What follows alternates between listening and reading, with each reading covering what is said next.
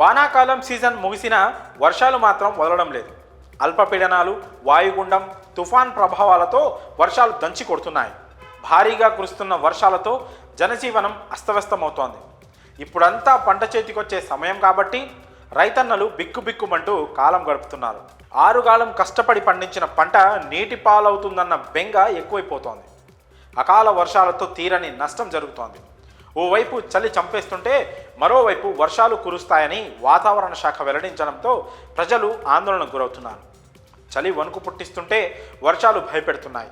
వానదేవుడా కరుణించయ్యా అని వేడుకుంటున్నారు జనాలు. ఇటీవల ఆంధ్రప్రదేశ్లో కురిసిన వర్షాలు బీభత్సం సృష్టించిన విషయం తెలిసిందే. భారీగా కురిసిన వర్షాలతో ఏపీ అతలాకుతలమైపోయింది. లోతట్టు ప్రాంతాలు జలమయమయ్యాయి. వరదల కారణంగా ప్రజలు నిలువ నీడ లేకుండా ఇబ్బందులు ఎదుర్కొన్నారు. రవాణా వ్యవస్థ పూర్తిగా స్తంభించిపోయింది. ఇప్పుడు మరోసారి ఏపీకి వానగండం పొంచి ఉంది. ఏపీపై వరుణుడు మరోసారి విరుచుకుపడేందుకు రెడీ అవుతున్నాడు. కాగా ఏపీలో వర్షాలపై విశాఖ వాతావరణ కేంద్రం కీలక అప్డేట్ అందించింది. కుండపోత వర్షాలు కురిసే ఛాన్స్ ఉన్నట్టు తెలిపింది. దక్షిణ బంగాళాఖాతంలో ఏర్పడిన వాయుగుండం మరింత బలపడిందని వాతావరణ శాఖ వెల్లడించింది. దక్షిణ బంగాళాఖాతం, తూర్పు హిందూ మహాసముద్రం మధ్య భాగాల్లో వాయుగుండం కేంద్రీకృతమై ఉందని ఏపీ విపత్తుల నిర్వహణ సంస్థ తెలిపింది. ఇది తీవ్ర వాయుగుండంగా మారే అవకాశం ఉందని ఏపీలోని వాతావరణ కేంద్రం తెలిపింది.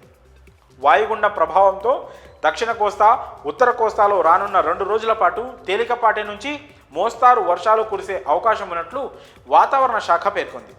ఈ నెల 28, 29 తేదీన ఏపీలోని నెల్లూరు, తిరుపతి, ప్రకాశం, శ్రీకాకుళం, విశాఖ జిల్లాలలో వర్షాలు కురుస్తాయని అలర్ట్ జారీ చేసింది. వాయుగుండం నేపథ్యంలో తీర ప్రాంతాల్లో 35 నుంచి 55 కిలోమీటర్ల వేగంతో ఈదురుగాలులు వీచే ఛాన్స్ ఉందని తెలిపింది. వర్షాలు కురవనున్న నేపథ్యంలో మత్స్యకారులు వేటకు వెళ్లకూడదని హెచ్చరించింది. ఇప్పటికే కోస్తాంధ్రలో 1వ నెంబర్ ప్రమాద హెచ్చరికలను కూడా జారీ చేసినట్లు అధికారులు వెల్లడించారు. వర్షాల నేపథ్యంలో రైతులు, ప్రజలు అప్రమత్తంగా ఉండాలని అధికారులు సూచించారు. ఏపీకి వాన ముప్పు పొంచి ఉండడంతో అధికారులు అప్రమత్తమయ్యారు. ఎలాంటి అవాంఛనీయ సంఘటనలు చోటు చేసుకోకుండా ముందస్తు చర్యలు చేపట్టారు. వర్షాల వల్ల ఆస్తి, ప్రాణ నష్టాలు జరగకుండా జాగ్రత్తలు తీసుకుంటున్నారు. మరి ఏపీలో మరోసారి వర్షాలు కురవనుండడంపై మీ అభిప్రాయాలను కామెంట్స్ రూపంలో తెలియజేయండి.